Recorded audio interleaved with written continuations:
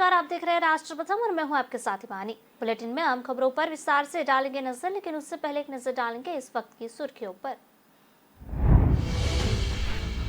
प्रधानमंत्री नरेंद्र मोदी का 3 दिवसीय गुजरात दौरा आज से शुरू हो रहा है। वो 9 से 11 अक्टूबर तक प्रदेश के दौरे पर रहेंगे, जिसके बाद वो मध्य प्रदेश के दौरे पर जाएंगे।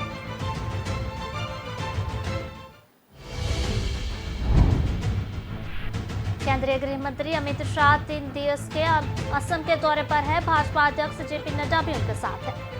शनिवार से दूसरे दिन उन्होंने गुवाहाटी में बीजेपी के नए कार्यालय का उद्घाटन किया। इसके बाद शाह ने जनसभा को संबोधित भी किया।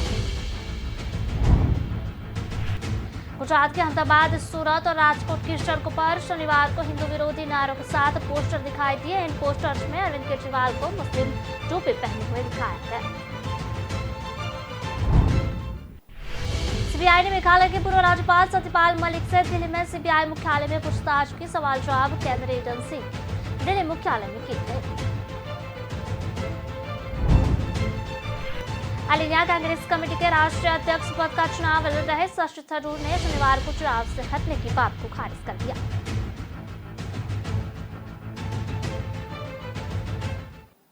तो चलिए बुलेटिन की खबरों को देखते हैं विस्तार से और बात करते हैं प्रधानमंत्री नरेंद्र मोदी का 3 दिवसीय गुजरात का दौरा शुरू हो रहा है।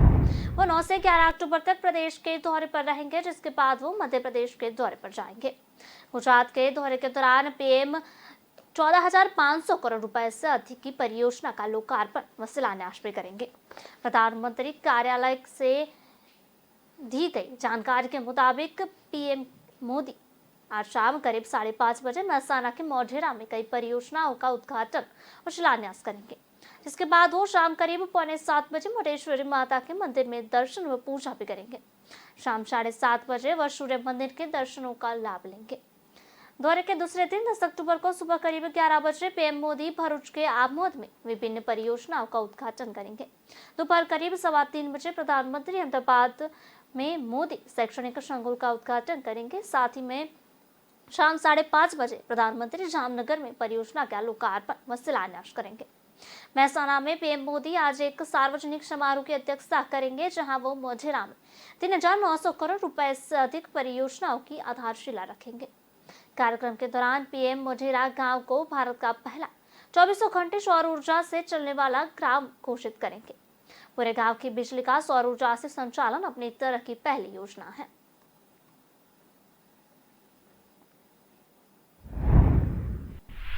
पिछले दिनों चुनाव आयोग यानी कि इलेक्शन कमीशन ने राजनीतिक दलों को एक पत्र लिखकर कहा कि उन्हें लोक लुभावन वादों की घोषणा करते समय यह भी बताना चाहिए कि वे उन्हें पूरा करने के लिए राजस्व कहां से जुटाने वाले हैं। जैसा अतीजा था, इस पत्र पर कांग्रेस समेत कई दलों ने आपत्ति जताई। उनके रवैये को देखते हुए इसमें संदेह है कि वे चुनाव आयोग की चिट्ठी पर कोई सकारात्मक जवाब देंगे।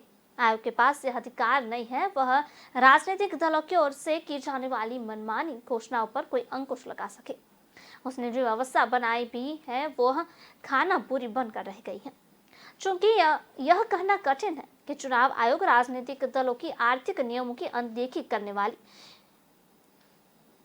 लोक लुभावन घोषणाओं पर अंकुश लगा सकेगा या नहीं, लेकिन यह अच्छा है कि उसने कहा कि वह हाथ पर हाथ रखकर नहीं बैठ सकता।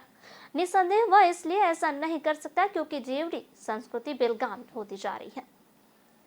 ये दल यह मान बैठे हैं कि जनता को लुभाने वाले वादे करके चुनाव जीते जा सकते हैं।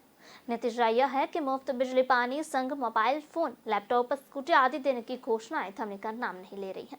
जैसे चुनाव आयोग की यह जिम्मेदारी है कि वह मतदाताओं को बताए कि वे अपने मत का उपयोग सोच समझ कर करें, वैसे ही यह देखने की भी है राजनीतिक दल चुनाव जीतने के लिए अनुचित तौर तरीके न अपनाए। मतदाताओं को रिझाने के लिए राजनीतिक दल अपने घोषणा पत्रों में लंबे चुने वादे करते हैं। जब ये चुनाव जीत जाते हैं तो फिर इन वादों को पूरा करने के फेर में वित्तीय स्थिति की अनदेखी करते हैं। इस क्रम में राजकोषीय घाटे को नियंत्रित रखने संबंधी नियमों की भी उपेक्षा करते हैं। वे अपने वादों को पूरा करने की कोशिश में वित्तीय संतुलन को और गड़बड़ा देते हैं। जो सरकारें राजस्व जुटाने के उपाय करने के बजाय कर्ज लेकर काम चलाने लगती है, वह आर्थिक रूप से पिछड़ जाती है। एक समस्या यह भी होती है कि जब जनता कोई चीज या सुविधा मुफ्त मिलने लगती है तो उसकी अभ्यस्त हो जाती है। यदि कभी मुफ्त की योजना में कोई कटौती होती है तो जनता उसे स्वीकार नहीं करती है। केंद्रीय गृह मंत्री अमित शाह 3 दिन के असम के दौरे पर है। भाजपा अध्यक्ष जेपी नड्डा भी उनके साथ है। शनिवार को यात्रा के दूसरे दिन उन्होंने गुवाहाटी में बीजेपी के नए कार्यालय का उद्घाटन किया था। इसके बाद शाह ने जनसभा को संबोधित किया। इस दौरान उन्होंने कांग्रेस पर निशाना भी साधा। उन्होंने कहा कि असम की भूमि को कांग्रेस ने कई साल तक आतंकवाद, विघटन, आंदोलन और हड़ताल की भूमि बना दिया था। शाह ने कहा कि यहाँ पर ना विकास हो रहा था, ना ही शिक्षा हो रही थी, ना शांति थी। आज मुझे खुशी है कि 2014 से पूरा नॉर्थ ईस्ट विकास के रास्ते पर चल पड़ा है। शाह ने कहा, मैं गृह मंत्री नहीं, भाजपा के एक कार्यकर्ता के तौर पर असम आया हूँ। मैं यहाँ विद्यार्थी परिषद के कार्यक्रम में आया था, तब हमें हितेश्वर शैकिया ने बहुत मारा था। हम नारे लगाते थे, असम की गलियां सूनी है, इंदिरा गांधी खूनी है। उस वक्त कल्पना नहीं थी कि भाजपा दोबारा जीत कर यहाँ सरकार बनाएगी। भाजपा ने राष्ट्रीय अध्यक्ष जेपी नड्डा ने कहा कि एक समय में यह राज्य बंद से जाना जाता था। आज यह शांति प्रिय और विकासशील प्रदेश है।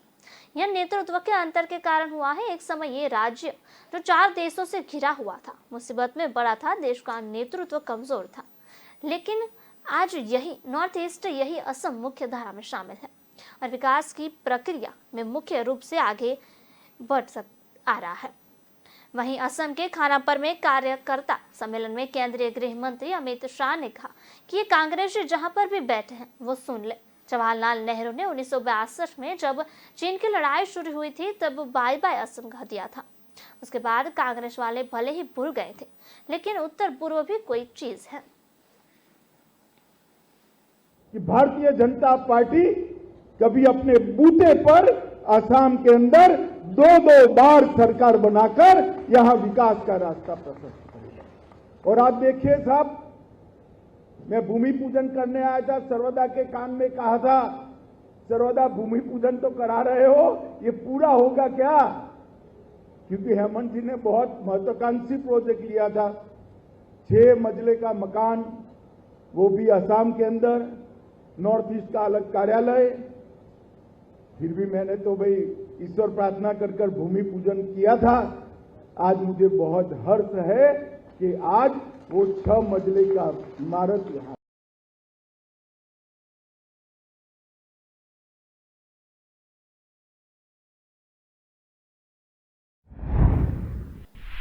भारत के विभाजन को लेकर पूछे गए एक सवाल पर राहुल ने बताया कि आजादी की लड़ाई में सावरकर अंग्रेजों के लिए काम करते थे और इससे के लिए पैसे मिलते थे।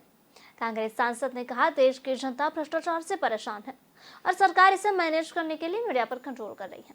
राहुल ने आगे बताया कि आरएसएस ने भी ब्रिटिश राज का समर्थन किया था और आज उनके नफरत के खिलाफ भी भारत जोड़ो यात्रा निकाली जा रही है। इसके बाद राजस्थान में अडानी समूह के इन्वेस्टमेंट करने के सवाल पर भी राहुल बोले। उन्होंने कहा कि मैं कारपोरेट के खिलाफ नहीं हूँ, मैं मोनोपोली के खिलाफ हूँ। राजस्थान में प्रक्रिया के हिसाब से वहाँ सब कुछ सही है। सरकार ने कोई पावर यूज कर वहाँ अडानी को फायदा नहीं पहुंचाया है। अगर कभी फायदा पहुंचाया जाएगा तो मैं सबसे पहले विरोध करूंगा। एफबीआई पर बैन को लेकर पूछे गए सवाल पर राहुल ने बताया कि भारत में घृणा और सांप्रदायिकता फैलाने वाली हर ताकत से हम लड़ेंगे, वह चाहे किसी भी समुदाय से क्यों ना आते हो। भारत जोड़ो यात्रा नफरत और हिंसा के खिलाफ निकाली जा रही है। राहुल ने आगे कहा कि कांग्रेस के जो भी नए अध्यक्ष होंगे उन्हें रिमोट कंट्रोल से चलने वाला कहा अपमान है। सभी सक्षम है और गांधी नेहरू परिवार का कोई हस्तक्षेप नहीं है। राहुल ने प्रधानमंत्री नरेंद्र मोदी पर प्रेस कॉन्फ्रेंस नहीं करने को लेकर भी निशान साधा। कर्नाटक में अगले साल होने वाले चुनाव में पार्टी की ओर से चेहरा कौन होगा, इस सवाल के जवाब में राहुल गांधी ने बताया कि कांग्रेस में नियमानुसार चुनाव बाद ही सीएम तय होगा। कर्नाटक कांग्रेस में नेता प्रतिपक्ष सिद्धरमैया और कांग्रेस अध्यक्ष डीके शिवकुमार सीएम की रेस में शामिल हैं। कि बीजेपी की सरकार 2-3 लोगों को हिंदुस्तान के सब बिजनेसेस की मोनोपोलिस्ट बना रही है और इसके मैं खिलाफ हूं। मैं ना बिजनेस के खिलाफ हूं ना कॉर्पोरेट्स के खिलाफ हूं। मैं कंसंट्रेशन ऑफ कैपिटल के खिलाफ हूं। अब देखिए, अगर पूरा का पूरा पॉलिटिकल पावर अनफेयरली 2 या 3 व्यक्तियों की मदद करने में लग जाएगा तो इससे हिंदुस्तान का नुकसान होता है। गुजरात के अहमदाबाद, सूरत और राजकोट की सड़कों पर शनिवार को हिंदू विरोधी नारों के साथ पोस्टर दिखाए गए। इन पोस्टर में अरविंद केजरीवाल को मुस्लिम टोपी पहनाने दिखाया गया है। एक पोस्टर में लिखा है कि मैं हिंदू धर्म को पागलपन मानता हूँ, वहीं दूसरे पोस्टर में लिखा हुआ है कि मैं ब्रह्मा, विष्णु, महेश और कृष्ण को ईश्वर नहीं मानता। इन पोस्टर को दिल्ली की आप सरकार के मंत्री राजेंद्र पाल गौतम के धर्म परिवर्तन पर दिखाए गए बयान का विरोध बताया जा रहा है। राजेंद्र पाल गौतम पर आरोप है कि उन्हें दिल्ली में बौद्ध धर्म के दीक्षा कार्यक्रम में हिंदू देवी देवताओं को नहीं मानने की शपथ दिलाई थी। दीक्षा कार्यक्रम बुधवार को जय भीम मिशन ने आयोजित किया था, जिसमें 10,000 से ज्यादा लोग आए थे। शुक्रवार को नॉर्थ ईस्ट दिल्ली से भाजपा सांसद मनोज तिवारी ने मंत्री राजेंद्र पाल का वीडियो शेयर किया था। इसके बाद मामला विवादित हो गया। गुजरात के बड़े शहरों में ऐसे पोस्टर्स किसने लगाए, इसका पता नहीं चल पाया है। हालांकि बाद में राजकोट से पोस्टर हटा दिए गए। अब तक आप गुजरात में जोरदार तरीके से चुनावी अभियान चला रही थी। इस दौरान इन पोस्टर्स को लेकर सियासी रंग शुरू हो गई है। गुजरात भाजपा के मंत्री अरविंद रयानी ने शुक्रवार को प्रेस कॉन्फ्रेंस कर कहा था कि राजेंद्र पाल ने सार्वजनिक मन से धर्मांतरण की बात कही है। हम प्राचीन काल से हिंदू धर्म से जुड़े हैं, तब से ही हम भगवान ब्रह्मा, विष्णु, महेश, कृष्ण और राम से भी जुड़े हुए हैं।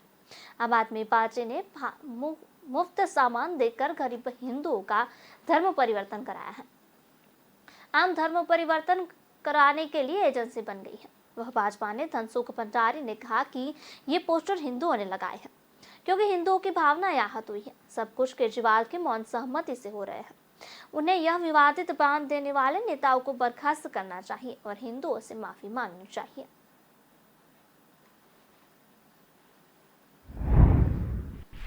छत्तीसगढ़ में ऑनलाइन जुआ सट्टा कारोबार का बड़ा नेटवर्क बिछा हुआ है। पुलिस इस पर कार्रवाई कर रही है, लेकिन मौजूदा कानून में मौजूद लूप होल से उसकी सीमाएं बता दी है। मुख्यमंत्री की समीक्षा बैठक सामने आया है कि इस पर प्रभावी कार्रवाई के लिए कोई कानून नहीं है। मुख्यमंत्री भूपेश बघेल ने शनिवार को बताया, अभी तो जुआ एक्ट में कार्रवाई हो रही है, इसमें उन्हें आसानी से जमानत मिल जाती है। रायपुर सर्किट हाउस में कलेक्टर्स एसपी कॉन्फ्रेंस के पहले सत्र के बाद मुख्यमंत्री ने प्रेस से बात की। उन्होंने कहा कि ऑनलाइन जुआ सट्टा का कारोबार बहुत बड़ा है। इसका नेटवर्क देश के दूसरे राज्य और विदेश से संचालित हो रहा है। यहाँ कुछ मामले सामने आए हैं, उसके बाद लगातार कार्रवाई हो रही है। पूरे देश में केवल छत्तीसगढ़ में ऑनलाइन जुआ सट्टा के खिलाफ पुलिस कार्रवाई हो रही है। इसके प्रभावी नियंत्रण के लिए कानून अड़चन आने आ रही है। मुख्यमंत्री का कहना था, अभी पुलिस जुआ एक्ट के तहत कार्रवाई कर रही है। इसमें आरोपियों को आसानी से जमानत मिल जाती है। सामने आया है कि ऑनलाइन जुआ संचालित करने वाले इसका रूप बदल रहे हैं। यह इंटरनेट के जरिए विदेशों से संचालित है। इसके लिए आईटी कानून में भी पर्याप्त बदलाव की जरूरत है, लेकिन आईटी कानून में कोई संशोधन केंद्र सरकार ही कर सकती है। इसकी भी कोशिश हो रही है। मुख्यमंत्री भूपेश बघेल ने कहा कि ऑनलाइन जुआ सट्टा के विज्ञापन प्रकाशित होने की भी जानकारी आई है। उनको इंटरनेट और होर्डिंग्स के माध्यम से प्रसारित करने की कोशिश हो रही है। ऐसा करने वालों पर भी कार्रवाई होगी। पुलिस को इससे सख्ती से निपटने को कह दिया गया है।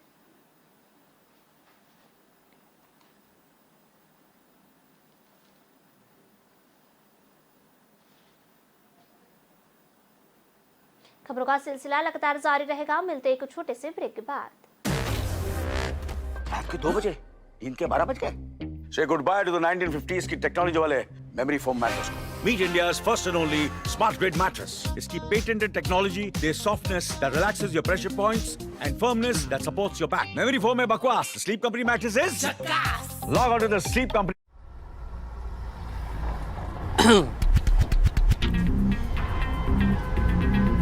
इस लड़की की जल्दबाजी का जो बोझ है, इसे दुनिया नहीं समझ सकती।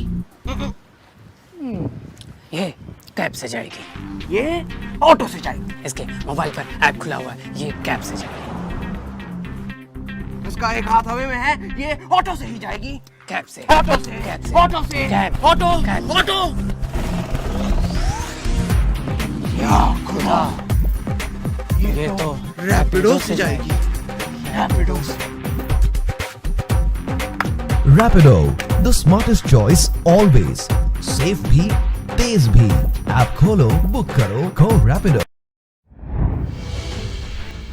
मुंबई में दक्षिण अफ्रीका से आए नाशपाती और हरे सेब के कंटेनर से ड्रग्स बरामद हुई है। ड्रग्स की कीमत करीब 502 करोड़ रुपए बताई है। राजस्थान के जोधपुर शहर में गैस रिफिलिंग के दौरान एक सिलेंडर में ब्लास्ट हो गया। हादसे में 3 बच्चों समेत 4 लोगों की मौत। चुनाव आयोग ने शनिवार को उद्धव ठाकरे और एकनाथ शिंदे के नेतृत्व वाले शिवसेना गुटों को अंधेरी पूर्व विधानसभा उपचुनाव में पार्टी के नाम और उसके चुनाव चिन्ह का इस्तेमाल करने से रोक दिया।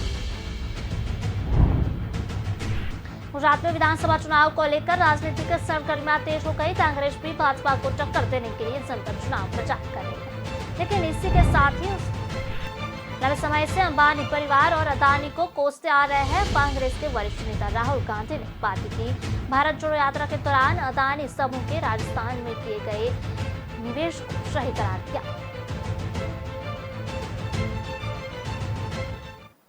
बात करते हैं सीबीआई ने मेघालय के पूर्व राज्यपाल सत्यपाल मलिक से दिल्ली में सीबीआई मुख्यालय में पूछताछ की। सवाल जवाब केंद्रीय एजेंसियों के दिल्ली मुख्यालय में किए गए उन आरोपों के हैं कि जब वह जम्मू कश्मीर के राज्यपाल थे तो उन्हें 2 फाइलों को क्लियर करने के लिए 300 करोड़ रुपए की रिश्वत की पेश की गई थी। इससे पहले पूर्व राज्यपाल सत्यपाल मलिक के 300 करोड़ रुपए की घूस ऑफर किए जाने के आरोपों को लेकर सीबीआई जांच के आदेश दिए गए थे। केंद्र सरकार ने इसकी मंजूरी दे दी थी। दरअसल सत्यपाल मलिक ने दावा किया था कि जम्मू कश्मीर के राज्यपाल रहते हुए उन्हें 300 करोड़ रुपए की रिश्वत देने की पेशकश की गई थी। यह पेशकश अंबानी और आरएसएस के संबंध व्यक्ति की 2 फाइलों को मंजूरी देने की एवज में दी जानी थी, लेकिन उन्होंने यह डील निरस्त कर दी। इसके साथ ही उन्होंने प्रधानमंत्री नरेंद्र मोदी की प्रशंसा करते हुए कहा था कि उस वक्त पीएम ने उनसे कहा था कि वो भ्रष्टाचार से कोई समझौता न करे। उनके इस दावे की जांच सीबीआई से कराने की सिफारिश जम्मू कश्मीर प्रशासन के केंद्र सरकार ने की थी, जिसे अब केंद्र सरकार ने मंजूर कर लिया है। 17 अक्टूबर 2021 को राजस्थान के झुंझुनू में एक कार्यक्रम में सत्यपाल मलिक ने कहा था कि कश्मीर जाने के बाद मेरे 2 फाइल आई। एक अंबानी की फाइल थी और दूसरी आरएसएस से जुड़े एक शख्स की थी, जो पिछले महबूबा मुफ्ती और बीजेपी की गठबंधन सरकार में मंत्री थे। वह पीएम मोदी के भी बेहद करीब थे। मुझे सचिवों ने सूचना दी कि इसमें घोटाले और फिर मैंने बारी बारी दोनों डील रद्द कर दी। सचिवों ने मुझसे कहा कि दोनों फाइलों के लिए 150 करोड़ रुपए दिए जाएंगे, लेकिन मैंने उनसे कहा कि मैं 5 कुर्ता पायजामा के साथ आया हूं और सिर्फ उसी के साथ यहां से चला जाऊंगा।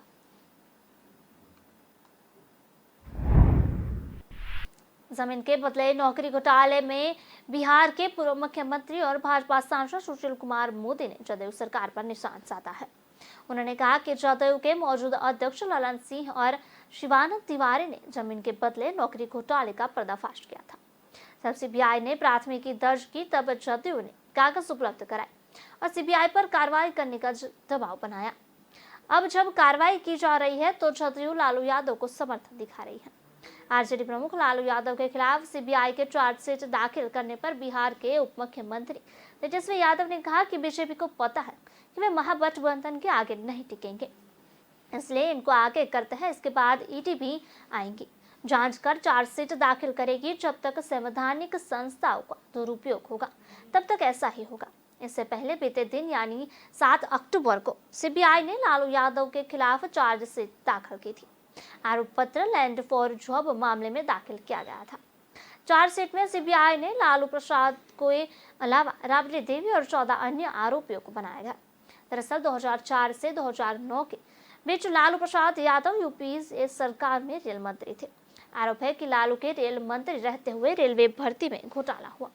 कहा जा रहा है कि नौकरी लगवाने के बदले में आवेदकों से जमीन और प्लॉट लिए गए।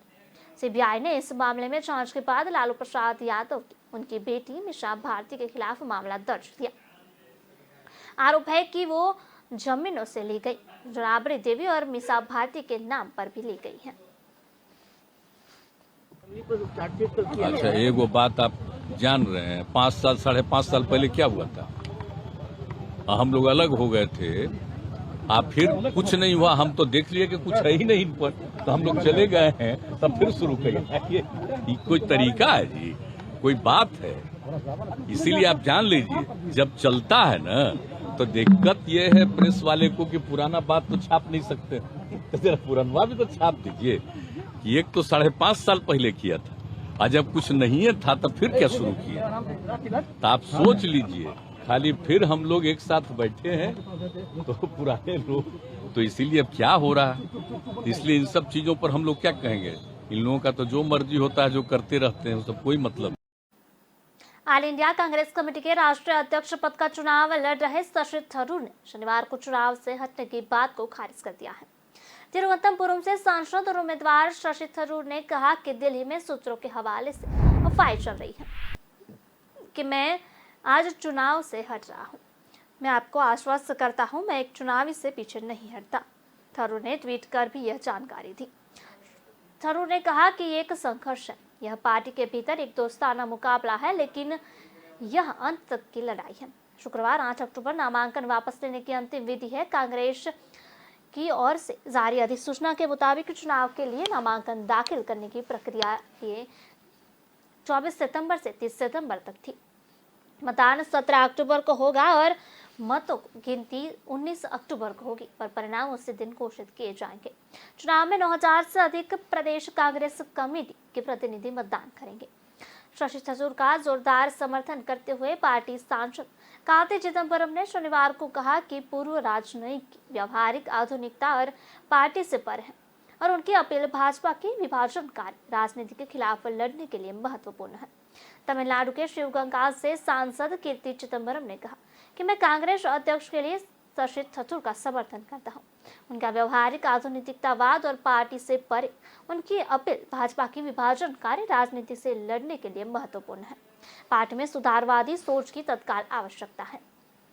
कांग्रेस नेता शशि थरूर ने कहा कि पिछले कुछ सालों से कार्यकर्ताओं से मैंने सुना कि हमारी पार्टी में बदलाव नहीं होगा तो हम आगे कैसे बढ़ेंगे, इसलिए मैं आगे आया। 2014 और 19 में हमारी पार्टी को केवल 19% वोट मिले। अगर हम इस वोट को नहीं बढ़ाएंगे तो 2024 में अधिक वोट कैसे आएंगे। मैं मानता हूं कि कांग्रेस हाईकमान ने जो तय किया, हम चुनाव करवा कर ही पार्टी के भविष्य को तय करेंगे। यह बहुत अच्छा निर्णय है।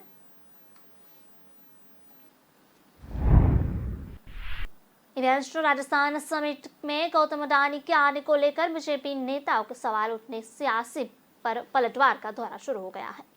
पहले मुख्यमंत्री अशोक गहलोत ने बीजेपी नेताओं पर पलटवार किया, इसके बाद राहुल गांधी भी गहलोत का समर्थन करते दिखे।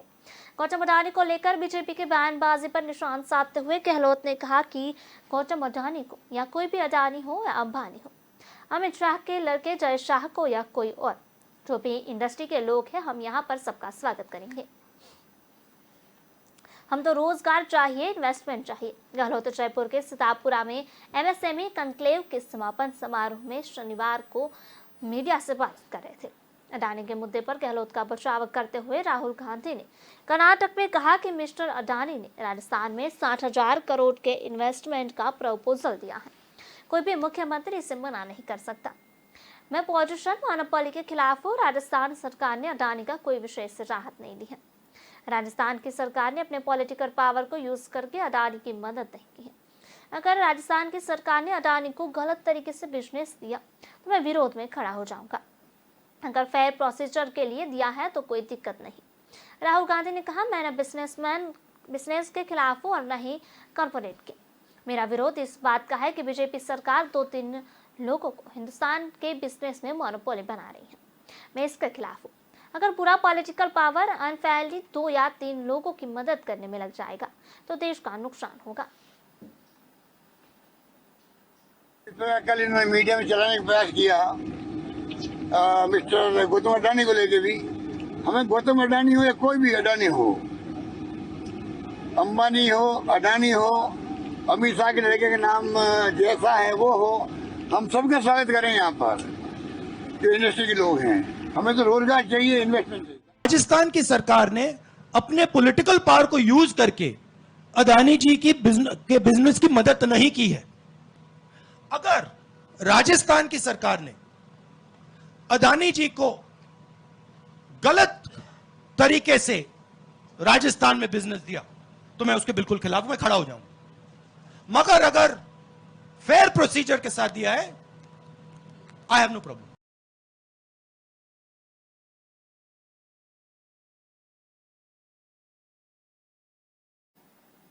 मुंबई में दक्षिण अफ्रीका से आए नाशपाती और हरे सेब के कंटेनर से ड्रग्स बरामद की गई है। ड्रग्स की कीमत करीब 502 करोड़ रुपए है। डीआरआई मुंबई की खुफिया जानकारी के बाद सर्च ऑपरेशन चलाया गया था। दरअसल कंटेनर में ड्रग्स की जानकारी मिलने के बाद 6 अक्टूबर को नावा शिवा पोर्ट पर कंटेनर को रोक दिया गया। कंटेनर में हाई क्वालिटी के कोकीन से बनी 50 ईंट सेब में बक्से में छुपा मिली थी, जिसमें सभी ईंट का वजन 50.23 किलो था। यह हाल ही के दिनों में कोकीन की सबसे बड़ी बरामदगी है, जिसे समुद्री कंटेनर से तस्करी के लिए लाया गया था। वहीं मामले में शामिल सभी आरोपियों को एनडीपीएस अधिनियम 1985 के तहत गिरफ्तार कर लिया गया। जिस कंटेनर में ड्रग्स मिले उसके इंपोर्टर्स के नाम पर 7 दिन पहले ही दक्षिण अफ्रीका के आए संतरे की खेप में 198 किलो मैथ और 9 किलो कोकीन जब्त की गई थी। इसकी कीमत 1474 करोड़ रुपए थी। इंपोर्टर को डीआरआई ने वासी से गिरफ्तार किया था। राजस्व खुफिया निदेशालय के अधिकारियों ने बताया कि मुंबई के वाशी में एक ट्रक जांच के लिए रोका गया था। ट्रक में इंपोर्ट किए गए संतरों के डिब्बे लदे थे, लेकिन तस्करों ने डिब्बों के अंदर मेथाम्फेटामाइन और कोकीन छिपा रखा था। ड्रग्स को जब्त किया लिया गया और एजेंसी ने माल इंपोर्ट्स को भी गिरफ्तार किया है। आरोपियों से पूछताछ की जा रही है।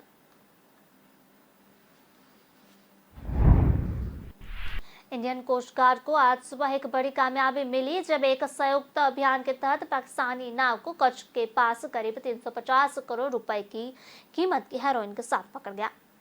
पाकिस्तान से आई इस नाव के साथ 6 लोगों को भी हिरासत में लिया गया है। यह अभियान इंडियन कोस्ट गार्ड और गुजरात आतंकवाद निरोधी दस्ते ने मिलकर चलाया था।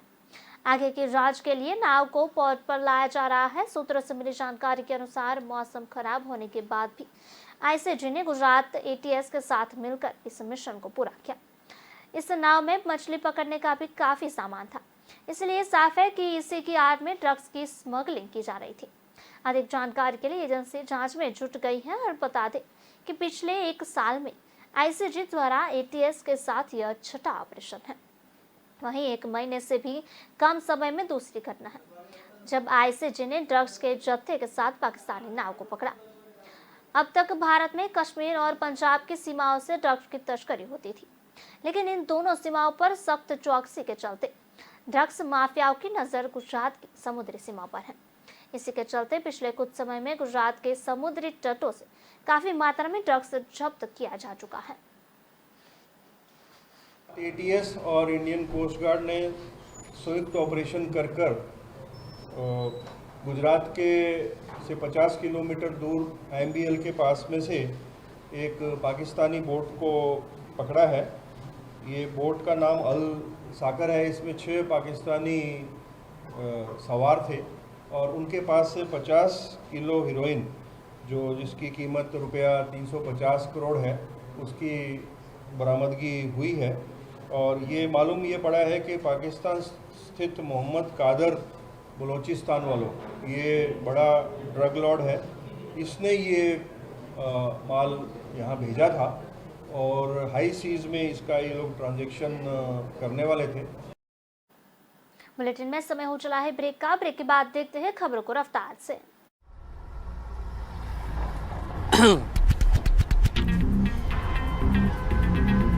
इस लड़की की जल्दबाजी का जो बोझ है इसे दुनिया नहीं समझ सकती।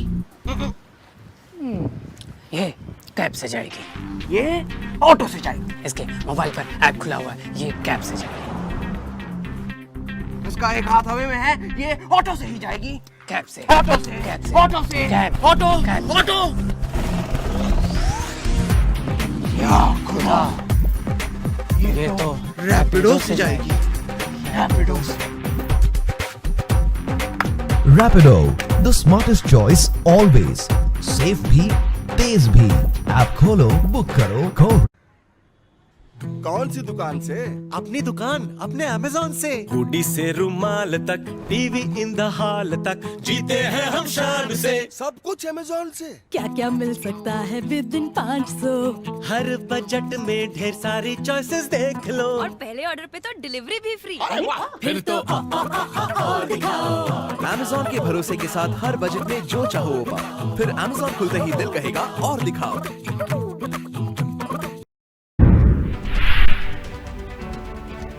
चुनावी रणनीतिकार से सक्रिय राजनीति में शामिल हो चुके प्रशांत किशोर ने दावा किया कि उन्हें जेडीयू पार्टी का नेतृत्व करने का नीतीश कुमार का प्रस्ताव ठुकरा दिया है। साथ ही उन्होंने कहा कि वो नीतीश कुमार के लिए काम नहीं करेंगे, चाहे बिहार सीएम की कुर्सी को खाली न कर दे। शनिवार को प्रशांत किशोर के इस दावे का जवाब नीतीश कुमार ने दिया है। प्रशांत किशोर के दावे से संबंधित पूछे गए सवाल पर नीतीश कुमार ने कहा वो झूठा है। उन्होंने जो कुछ भी बोला है हमारा उससे कोई लेना देना नहीं है। इसके साथ ही नीतीश कुमार ने कहा 4 से 5 साल पहले प्रशांत किशोर ने मुझे जेडीयू का कांग्रेस में विलय करने की सलाह मुझे दी थी। बता दें कि प्रशांत किशोर ने गांधी जयंती के अवसर पर चंपारण बिथिराहारवा स्थित गांधी आश्रम से बिहार में पदयात्रा शुरू की है।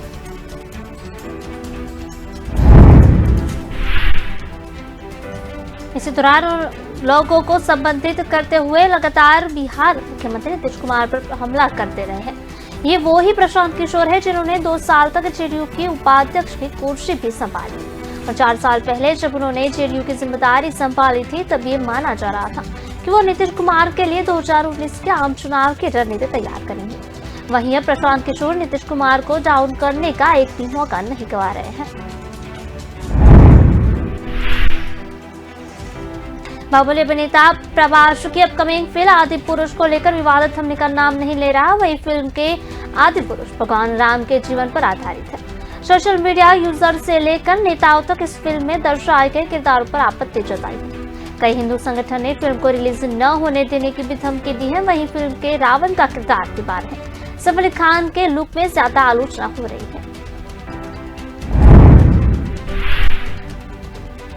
अब राज ठाकरे भी महाराष्ट्र नवनिर्माण सेना मनसे आदि पुरुष और इसके निर्देशक ओम राउत के समर्थन में होते थे। मनसे नेता ने कहा कि क्या आपने असली जिंदगी में रावण को देखा है क्या? भाजपा नेताओं ने धमकी दी है कि फिल्म को रिलीज नहीं होने दिया जाएगा। मनसे नेता अमेया खोपकर ने इस धमकी की निंदा करते हुए पूछा कि क्या भाजपा नेता राम कदम ने असल जीवन में रावण को देखा है?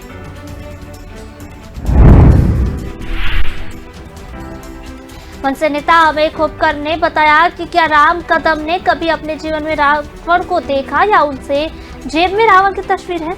मनसे नेता अमेय खोपकर ने आगे बताया कि आपको फिल्म डायरेक्टरों को स्वतंत्रता देनी चाहिए। स्वतंत्रता देने का मतलब देवी देवताओं का सम्मान नहीं करना है। मैं इस आदि पुरुष विवाद का विरोध करता हूँ। हम मनसे की ओर से पूरी फिल्म को सपोर्ट करता हूँ। इस फिल्म का हम पुरजोर तरीके से समर्थन करते हैं।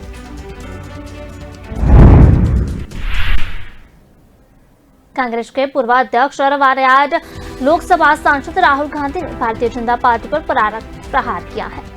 उन्होंने भाजपा पर देश में नफरत फैलाने का आरोप लगाया है। राहुल गांधी ने कहा कि देश में नफरत फैलाई जा रही है। हमारी पार्टी संविधान पर भरोसा करती है। जो भी देश में नफरत फैलाएगा हम उसके खिलाफ लड़ेंगे। उन्होंने कहा कि भाजपा देश में नफरत फैला रही है। हम हर तरह की नफरत के खिलाफ है।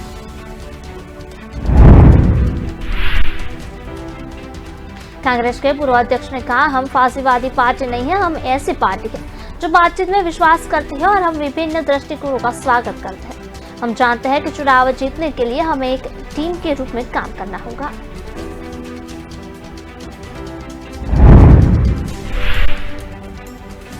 राहुल गांधी ने कहा हमारा संविधान कहता है भारत राज्यों एक संघ है। इसका मतलब है कि हम सभी भाषाओं, राज्यों और परंपराओं का समान रूप से महत्वपूर्ण स्थान है। यही हमारे देश का स्वभाव है। उन्होंने कहा देश में नफरत और हिंसा फैलाना राष्ट्र विरोधी कृत्य है। हम नफरत और हिंसा फैलाने वाले किसी भी व्यक्ति से लड़ेंगे।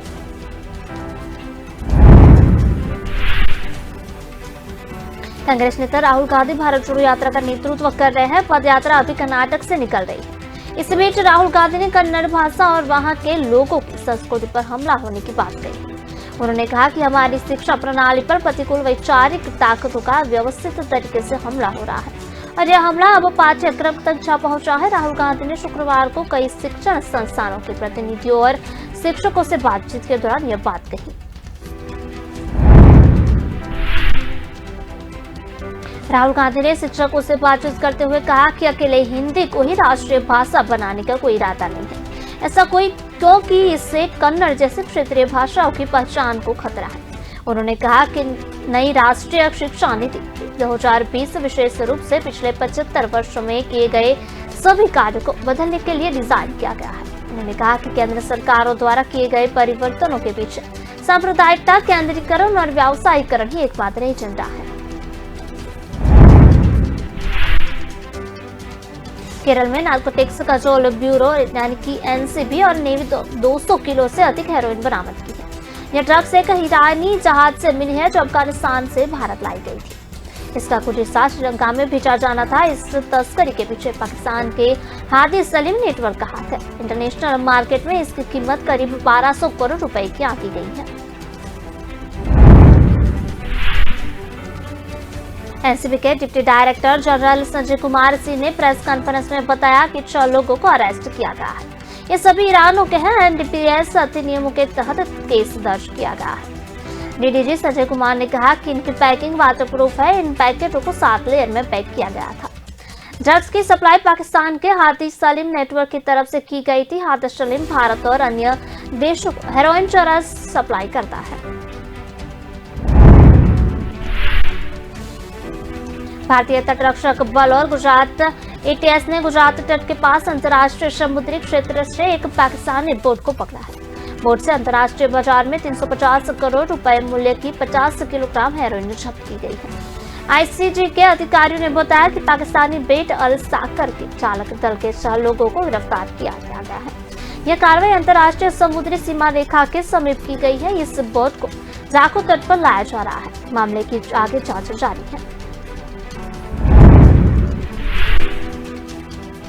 छत्तीसगढ़ मुख्यमंत्री भूपेश बघेल अपने बस्तर प्रवास के दौरान जगदलपुर के लालबाग स्थित सशस्त्र पुलिस प्रशिक्षण विद्यालय पहुंचकर बस्तर फाइटर्स के नवनियुक्त आरक्षकों से मुलाकात की।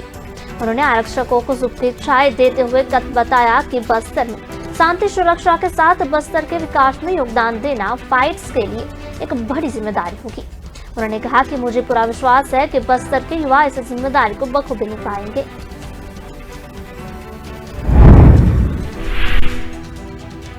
मुख्यमंत्री ने कहा कि बस्तर पूर्व में ही शांति के टापू के नाम से जाना जाता था, लेकिन लाल आतंक के कारण यह विकास की प्रक्रिया थम सी गई थी। आज परिस्थितियां बदल गई है और नक्सलवाद काफी हद तक सिमट गया है। अब जल्दी यह अपने शांति को टापू के नाम को सार्थक करेगा। बस्तर के युवाओं को मुख्य धारा में लाने के लिए राज्य शासन ने बस्तर फाइट फोर्स में स्थानीय युवाओं की नियुक्ति की है। स्थानीय युवाओं की भर्ती करने का प्रमुख उद्देश्य जनता के बीच विश्वास कायम करना था। अब इन युवाओं का आत्मविश्वास, जोश और जुनून देखकर बहुत खुशी हो रही है। पिछले कुछ सालों में बस्तर में विकास की एक नई बयार चली है। राज्य शासन से बस्तर के विकास को सर्वोच्च प्राथमिकता में रखकर यहाँ शिक्षा, स्वास्थ्य और बुनियादी ढांचे पर पूरा ध्यान दिया है, जिसके कारण ग्रामीणों में शासन के प्रति एक नया विश्वास और नया भरोसा जागा है।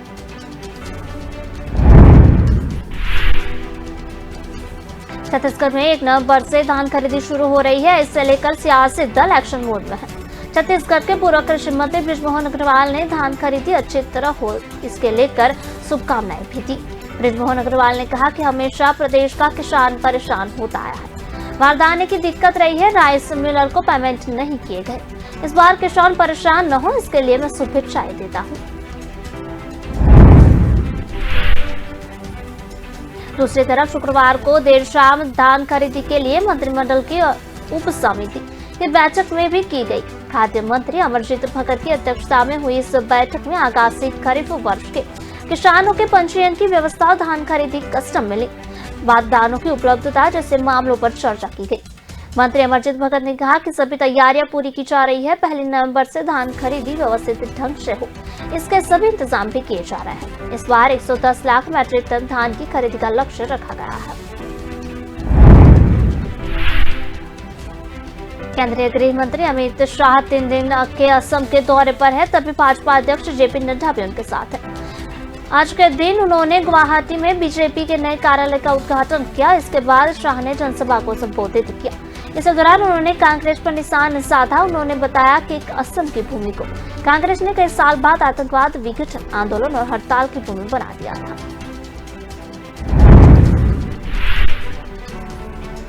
शाह ने कहा कि यहाँ पर ना विकास हो रहा था, ना शिक्षा हो रही थी और ना ही शांति थी। आज मुझे खुशी है कि 2014 से पूरा नॉर्थ ईस्ट विकास के रास्ते पर चल पड़ा है। शाह ने बताया कि मैं गृह मंत्री नहीं, भाजपा के एक कार्यकर्ता के तौर पर असम आया हूँ। मैं यहाँ विद्यार्थी परिषद के कार्यक्रम में आया था, तब हमें हितेश्वर शैकिया ने बहुत मारा था। हम नारे लगाते थे, असम की गलियां सुनी है, इंदिरा गांधी खूनी है। भाजपा के राष्ट्रीय अध्यक्ष जेपी नड्डा ने कहा कि एक समय में यह राज्य बंद से जाना जाता था। यह शांति प्रिय और विकासशील प्रदेश है। यह नेतृत्व के अंदर के कारण हुआ है। एक समय में ये राज्य जो 4 देशों से घिरा हुआ था, मुसीबत में पड़ा था। देश का नेतृत्व कमजोर था, लेकिन आज यही नॉर्थ ईस्ट, यही असम मुख्य धारा में शामिल है और विकास की प्रक्रिया में मुख्य रूप से आगे बढ़कर आ रहा है। भारत के विभाजन को लेकर पूछे गए एक सवाल पर राहुल ने कहा कि आजादी की लड़ाई में सावरकर अंग्रेजों के लिए काम करते थे और उसे इसके लिए पैसे मिलते थे। कांग्रेस सांसद ने कहा देश की जनता भ्रष्टाचार से परेशान है और सरकार इसे मैनेज करने के लिए मीडिया पर कंट्रोल कर रही है। राहुल ने आगे बताया कि आरएसएस ने भी ब्रिटिश राज का समर्थन किया था और आज उनके नफरत के खिलाफ ही भारत जोड़ो यात्रा निकाली जा रही है। इसके बाद राजस्थान में अडानी समूह के इन्वेस्टमेंट करने पर भी सवाल भी बोले राहुल गांधी। उन्होंने बताया कि मैं कारपोरेट के खिलाफ नहीं हूँ, मैं मोनोपोली के खिलाफ हूँ। राजस्थान में प्रक्रिया के हिसाब से वहाँ सब कुछ सही है। सरकार ने कोई पावर यूज कर वहाँ अडानी को फायदा नहीं पहुँचाया। अगर कभी फायदा पहुँचाया जाएगा तो मैं सबसे पहले विरोध करूंगा। पीएफआई पर लगे बैन को लेकर पूछे गए सवाल पर राहुल ने बताया कि मैं भारत घृणा और सांप्रदायिकता फैलाने वाली हर ताकत से हम लड़ेंगे, वह चाहे किसी भी समुदाय से क्यों ना हो। भारत जोड़ो यात्रा नफरत और हिंसा के खिलाफ निकाली जा रही है। राहुल ने आगे बताया कि कांग्रेस के जो भी नए अध्यक्ष होंगे उन्हें रिमोट कंट्रोल से चलने वाला कहना अपमान है। सभी सक्षम है और गांधी नेहरू परिवार का कोई हस्तक्षेप नहीं है।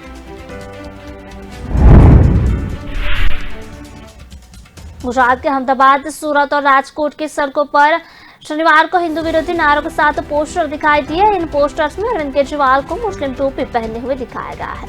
इस पोस्टर में लिखा गया है कि हिंदू धर्म का पागलपन मानता है। वहीं दूसरे पोस्टर में लिखा गया है कि मैं ब्रह्मा, विष्णु, महेश और कृष्ण को ही ईश्वर मानता हूँ।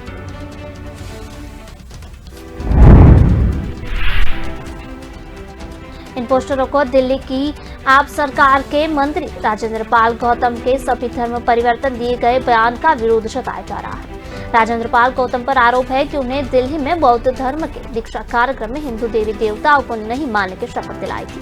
दीक्षा कार्यक्रम बुधवार को जय भीम मिशन ने आयोजित किया था, जिसमें 10,000 से ज्यादा लोग आए थे। शुक्रवार को नॉर्थ ईस्ट दिल्ली से भाजपा सांसद मनोज तिवारी ने मंत्री राजेंद्र पाल का वीडियो शेयर किया था।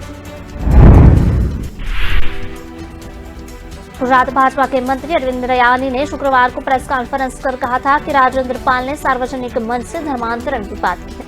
हम प्राचीन काल से हिंदू धर्म से जुड़े हुए हैं, तब से ही हम भगवान ब्रह्मा, विष्णु, महेश, कृष्ण, राम से जुड़े हुए हैं। आम आदमी पार्टी ने मुफ्त सामान देकर गरीब हिंदुओं का धर्म परिवर्तन कराया है। आप धर्म परिवर्तन करने वाली एजेंसी बन गई है। छत्तीसगढ़ में ऑनलाइन जुआ सट्टा कारोबार का बड़ा नेटवर्क बिछा है। पुलिस इस पर कार्रवाई कर रही है, लेकिन मौजूदा कानून में मौजूद लूप होल से उसकी सीमाएं बता दी गई है। मुख्यमंत्री की समीक्षा बैठक में सामने आया है कि इस पर प्रभावी कार्रवाई के लिए कोई कानून नहीं है। मुख्यमंत्री भूपेश बघेल ने शनिवार को बताया, अभी तो झूठा एक्ट में कार्रवाई हो रही है, इसमें उन्हें आसानी से जमानत मिल जाती है। रायपुर सर्किट हाउस में कलेक्टर्स एसपी कॉन्फ्रेंस के पहले सत्र के बाद मुख्यमंत्री ने प्रेस से बात की है। उन्होंने बताया कि ऑनलाइन जुआ सट्टा का कारोबार बहुत बड़ा है। इसके नेटवर्क देश के दूसरे राज्यों और विदेशों से भी संचालित हो रहे हैं। यहाँ कुछ मामले सामने आए हैं, उसके बाद लगातार कार्रवाई हो रही है। पूरे देश में केवल छत्तीसगढ़ में ऑनलाइन जुआ सट्टा के खिलाफ पुलिस कार्रवाई हो रही है। इसके प्रभावी नियंत्रण के लिए कानूनी अड़चन आड़े आ सकती है। मुख्यमंत्री का कहना था कि अभी पुलिस जुआ एक्ट के तहत कार्रवाई कर रही है, इसमें आरोपियों को आसानी से जमानत मिल जाती है। सामने आया कि ऑनलाइन जुआ संचालित करने वाले इसका रूप बदल रहे हैं। यह इंटरनेट के जरिए विदेशों से संचालित है। इसके लिए आईटी कानून में भी पर्याप्त बदलाव की जरूरत है, लेकिन आईटी कानून में कुछ संशोधन केंद्र सरकार ही कर सकती है, इसका भी कोशिश हो रही है।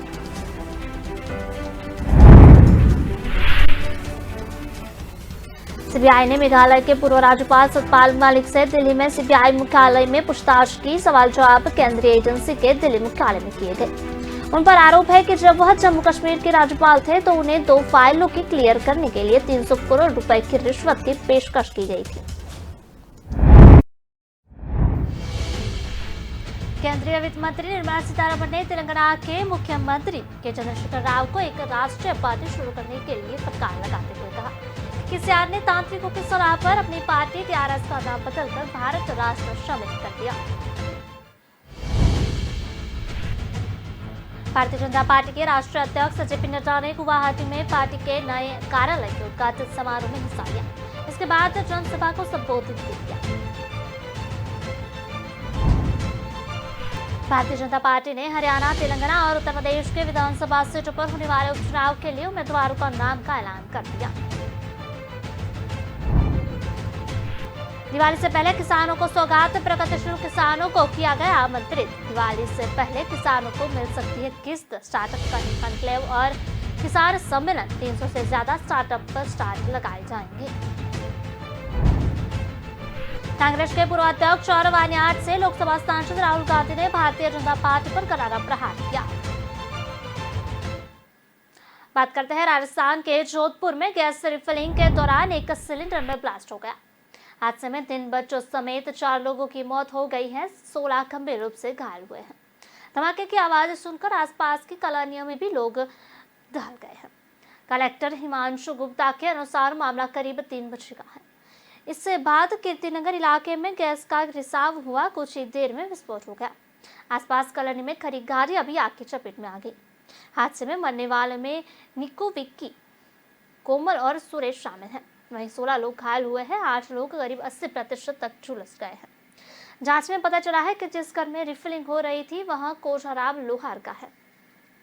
कोजाराम का बेटा गैस रिफिलिंग का काम करता है। इस समय पता नहीं चला कि हादसा किस वजह से हुआ है। अंदेशा है कि रिफिलिंग के दौरान ही ब्लास्ट हुआ होगा। मुख्यमंत्री अशोक गहलोत ने ट्वीट कर दुख जताया है। उन्होंने लिखा कि स्थानीय प्रशासन से घटना की जानकारी ली गई। घायलों के इलाज के लिए दिशा निर्देश जारी किए गए हैं। जांच में मकान से करीब 4 दर्जन घरेलू व कमर्शियल सिलेंडर भी निकाले गए हैं। बताया जा रहा है कि यह मकान लोगों के घर सिलेंडर के ले जाने वाले होकर का है। इस हादसे में मकान का एक हिस्सा भी ढह गया है। घटना की जानकारी मिलते ही कलेक्टर और एसपी भी मौके पर पहुंचे। विधायक मनीषा पवार ने कहा कि इस घटना को लेकर सीएमओ दफ्तर से मॉनिटरिंग की जा रही है। शहर में अवैध गैस रिफिलिंग का काम चल रहा है, इसकी जांच की जाएगी। किसी भी मामले में गवाह के बयान को लेकर अहम टिप्पणी की है। शीर्ष अदालत ने कहा कि जांचकर्ता को चीरा के बाद उसी दिन या अगले दिन गवाह का बयान दर्ज किया जाना चाहिए। इसको स्थगित करने का कोई आधार नहीं होना चाहिए। हाईकोर्ट ने यह टिप्पणी इलाहाबाद उच्च न्यायालय द्वारा हत्या के मामले में 2 व्यक्तियों की दी गई जमानत को रद्द करने की मांग करने वाली 2 याचिकाओं पर सुनवाई करते हुए की। इस मामले में हाईकोर्ट को यह बताया गया था कि मामले में अभियोजन पक्ष के गवाह के बयान को दर्ज करने में लगभग 3 महीने लग गए। इस पर न्यायमूर्ति अजय रस्तोगी और न्यायमूर्ति सीटी रविकुमार की पीठ ने कहा कि कानून को जनादेश कर यह बताना है कि जीरा के बाद एग्जामिनेशन इन चीफ को उस दिन या अगले दिन गवाह का बयान दर्ज किया जाना है। अदालत ने 30 सितंबर को पारित अपने आदेश में कहा कि अभियोजन पक्ष के गवाह की एग्जामिनेशन इन चीफ या जीरा की रिकॉर्डिंग में स्थगन का कोई आधार नहीं होना चाहिए। गौरतलब है कि इलाहाबाद हाईकोर्ट ने फरवरी और मार्च में पारित अपने 2 अलग अलग आदेशों में उत्तर प्रदेश के भदोही जिले में हत्या सहित कथित अपराधों में लिए दर्ज मामले में संबंध में 2 व्यक्तियों को जमानत दी थी। हाईकोर्ट द्वारा दी गई जमानत को रद्द करने को लेकर दाखिल याचिका में संदर्भ में शीर्ष अदालत में सुनवाई के दौरान पीठ को बताया गया कि गवाहों की सूची के अनुसार मामले में 3 चश्मदीद गवाह है। इतना ही नहीं, मामले में चार्जशीट दाखिल कर दी गई है। पीठ को यह भी बताया गया है कि अभियोजन पक्ष के एक गवाह का बयान दर्ज कर लिया गया है और इस पूरा होने में लगभग 3 महीने लग गए हैं। चुनाव आयोग ने शनिवार को उद्धव ठाकरे और एकनाथ शिंदे के नेतृत्व वाले शिवसेना गुटों को अंधौरी पूर्व विधानसभा उपचुनाव में पार्टी के नाम और उनसे चुनाव चिन्ह का इस्तेमाल करने को रोक दिया है। और शिवसेना का चुनाव चिन्ह लंबे समय से धनुष बाण है, जिस पर दोनों गुट दावा कर रहे हैं। निर्वाचन आयोग ने यह अंतिम आदेश शिंदे गुट के अनुरोध पर शनिवार को दिया। इसमें अंधेरी पूर्व विधानसभा उपचुनाव नजदीक आने के साथ ही उस चुनाव की चिन्ह आवंटित करने की मांग की गई थी। निर्वाचन आयोग शनिवार को अपने अंतरिम आदेश में कहा कि महाराष्ट्र में होने जा रहे उपचुनाव में दोनों धड़े नए नाम और आवंटित चुनाव चिन्ह का इस्तेमाल कर सकते हैं। चुनाव आयोग ने कहा कि अंधेरी पूर्व उपचुनाव में दोनों गुटों में से किसी को भी पार्टी का नाम शिवसेना और उसके चुनाव चिन्ह धनुष और तीर का इस्तेमाल करने की अनुमति नहीं होगी। दोनों गुटों में मौजूदा उपचुनाव में उसकी ओर से अनुसूचित प्रतीकों की सूची में से सिंबल का आवंटन भी किया जाएगा और जिससे वह चुन सकते हैं। आयोग ने एक अंतरिम आदेश में संगठन पर नियंत्रण के लिए दावा कर रहे दोनों प्रतिबंधियों गुट से अपने अपने गुट के लिए सोमवार यानी कि 10 अक्टूबर तक 3 नामों के विकल्प और साथ ही नए चुनाव चिन्ह का सुझाव देने के लिए कहा। आयोग प्रस्तुत विकल्पों में से दोनों गुटों को नाम और चिन्ह आवंटित कर सकता है। राष्ट्रवादी कांग्रेस पार्टी के अध्यक्ष शरद पवार ने शनिवार को राष्ट्रीय स्वयंसेवक संघ के प्रमुख मोहन भागवत उस बयान का स्वागत किया है जिसमें उन्होंने कहा था कि सामाजिक भेदभाव का कारण बनाने वाली हर चीज को रद्द कर दिया जाना चाहिए। पवार ने कहा कि इन बयानों पर अमल होना चाहिए। संघ प्रमुख मोहन भागवत ने शुक्रवार को यहाँ एक पुस्तक विमोचन कार्यक्रम में कहा था कि वर्ण और जाति जैसे अवधारणाओं को पूरी तरह से त्याग दिया जाना चाहिए क्योंकि जाति व्यवस्था की अब कोई प्रासंगिकता नहीं है। आरएसएस प्रमुख ने यह कहा था कि अपने पूर्वजों द्वारा की गई गलतियों को स्वीकार करने और माफी मांगने में कोई संकोच नहीं करना चाहिए। जातिगत भेदभाव से समाज का एक बड़ा हिस्सा पीड़ित होता है। शरद पवार ने नागपुर हवाई अड्डे पर संवाददाताओं से बातचीत में कहा कि इस तरह के बयानों पर असल व्यवहार में अमल करने की जरूरत है। ऐसे बयान केवल दिखावे के लिए नहीं दिए जाने चाहिए। शरद पवार ने कहा कि जातिगत भेदभाव से समाज का एक बड़ा हिस्सा पीड़ित है।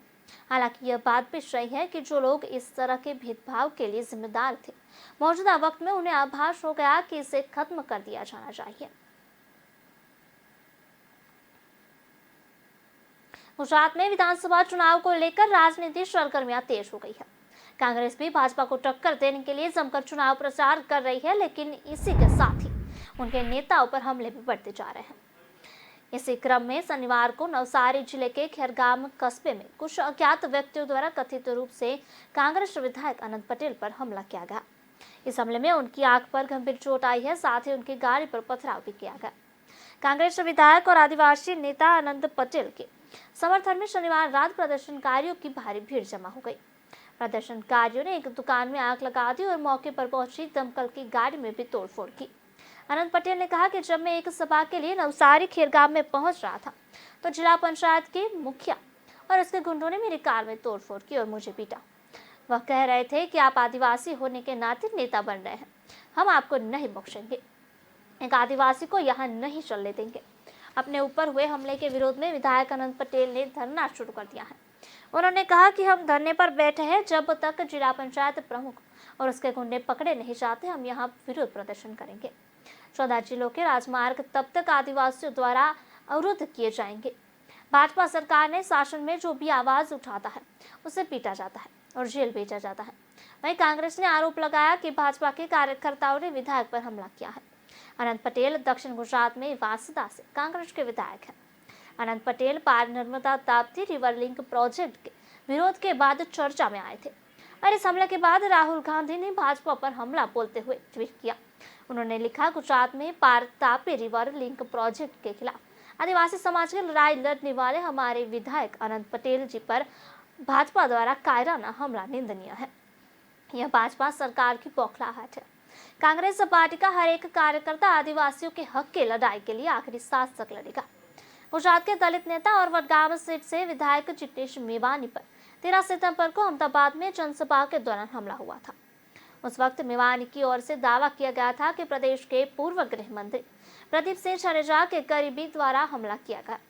इस जनसभा में कांग्रेस के अनुसूचित जाति विभाग के गुजरात चेयरमैन हितेंद्र पिथौरिया भी मौजूद थे।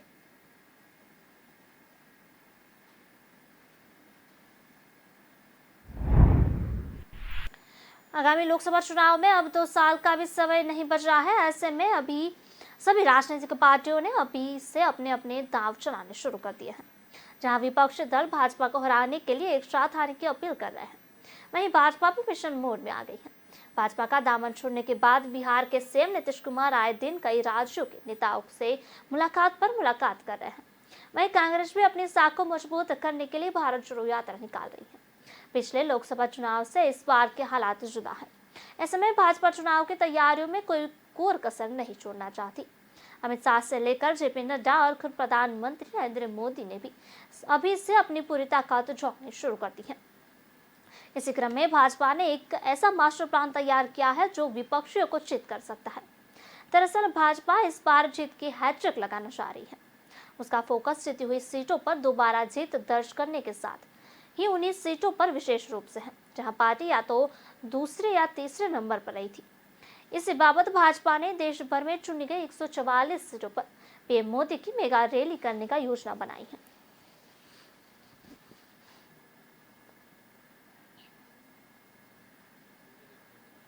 लंबे समय से अंबानी और अदानी को कोसते आ रहे कांग्रेस के वरिष्ठ नेता राहुल गांधी ने पार्टी की भारत जोड़ो यात्रा के दौरान अदानी समूह के राजस्थान में किए जा रहे निवेश को सही करार दिया है। कहा, मैंने सिर्फ एकाधिकार के खिलाफ हूँ, न कि किसी उद्योगपति और उद्योग के खिलाफ। मुझे अदानी जी से कोई शिकायत नहीं है। भारत जोड़ो यात्रा के दौरान राहुल गांधी कर्नाटक के तुरुवेकेरे में पत्रकार वार्ता के दौरान पूछे गए सवाल का जवाब दे रहे थे। पूर्व में इस यात्रा के दौरान भी वह इन उद्योगपतियों को कोसते आए हैं। उनसे इसी संबंध में सवाल पूछा गया था। राहुल ने कहा कि मेरा विरोध इस बात का है कि भाजपा सरकार 2-3 लोगों के ही देश के सभी कारोबार में एकाधिकार स्थापित करने दे रही है। मैं व्यवस्था का विरोध कर रहा हूँ। अगर राजस्थान की सरकार ने अदानी को गलत तरीके से व्यापार का अवसर दिया है तो मैं इससे बिल्कुल खिलाफ हूँ और विरोध में खड़ा हो जाऊंगा। उन्होंने कहा कि राजस्थान के मुख्यमंत्री ने उद्योगपति गौतम अडानी को निवेश के लिए कोई अलग से तरजीह नहीं दी है। 60,000 करोड़ रुपए के निवेश को कोई ठुकरा नहीं सकता है। राहुल ने इन आरोपों को सिरे से नकार दिया कि गांधी परिवार पार्टी के अगले अध्यक्ष को रिमोट से नियंत्रित कर सकता है।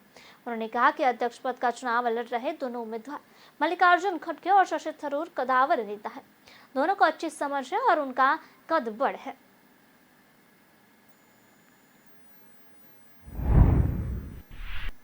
कांग्रेस पार्टी के अध्यक्ष पद के उम्मीदवार मल्लिकार्जुन खड़गे ने शनिवार को कहा कि तेलंगाना राष्ट्र समिति केवल नाम बदल लेने से राष्ट्रीय पार्टी नहीं बन सकती। उन्होंने कहा कि कई क्षेत्रीय दलों ने अतीत में राष्ट्रीय पार्टी बनने के लिए नाम बदले, लेकिन कुछ भी नहीं हुआ। उन्होंने सवाल किया, एडीएमके अन्ना द्रमुक बन गई, टीएमसी अखिल भारतीय टीएमसी बन गई, क्या वे राष्ट्रीय दल बन गए? कांग्रेस अध्यक्ष पद के लिए चुनाव प्रचार करने के लिए हैदराबाद पहुंचे खड़गे पार्टी मुख्यालय गांधी भवन में पत्रकारों से बात कर रहे थे। मालूम हो कि टीआरएस के पिछले दिनों अपना नाम बदलकर भारत राष्ट्र समिति कर लिया था। उन्होंने कांग्रेस अध्यक्ष चुनाव का उपहास करने के लिए भाजपा नेताओं पर भी पलटवार किया। उन्होंने कहा, जो लोग लोकतंत्र में विश्वास नहीं करते उन्हें कांग्रेस पार्टी अध्यक्ष चुनाव की आलोचना करने का कोई अधिकार नहीं है। वरिष्ठ नेता ने आरोप लगाया कि भाजपा ने कभी भी पार्टी के अध्यक्ष पद का चुनाव नहीं कराया। उन्होंने पूछा कि क्या अडवाणी, गडकरी, राजनाथ सिंह, जेपी नड्डा, अमित शाह और अन्य भाजपा अध्यक्ष चुनाव के माध्यम से चुने गए थे। उन्होंने अपने और शशि थरूर के बीच चुनावी मुकाबले को पार्टी की अंदरूनी मामला बताया। उन्होंने कहा कि वे लगातार हमसे पूछते हैं कि हमने 70 साल में क्या किया। हमने बांध और बड़ी सिंचाई परियोजना बनाई, हमने सार्वजनिक क्षेत्र की कई बड़ी कंपनियां बनाई और वे लगातार एक के बाद एक सार्वजनिक क्षेत्र की कंपनियों को बेच रहे हैं।